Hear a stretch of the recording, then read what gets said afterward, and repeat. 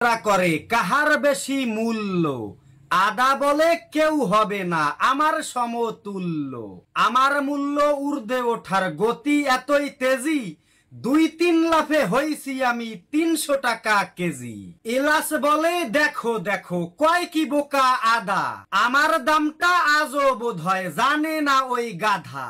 কান খুলে শোন পাগলা আদা, শোন রে বোকা হাবা, দামের জন্য সারা দেশে এলাচ সবার বাবা। পেঁয়াজ বলে বোকা এলাচ রাখো তোমার গল্প, তোমার দামটা বেশি হলেও লাগে তোমায় অল্প, দামটা আমার কম থাকিলেও লাগি বেশি আমি, এই হিসেবে আমি হলাম সবার চেয়ে দামি। সোয়াবিন তেল উঠে বলে হায় রে বোকার দল, আমি থাকতে তোরা কেন ঝগড়া করিস বল।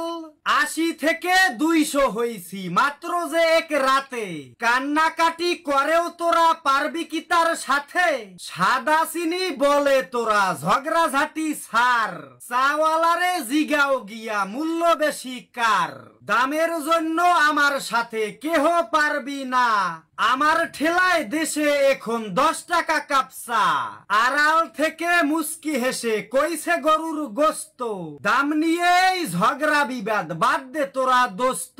গরিবদেরকে গিয়া আমার দামটা জিজ্ঞাস কর, ওরাই কইব আমার কি দাম আমি যে কি দর।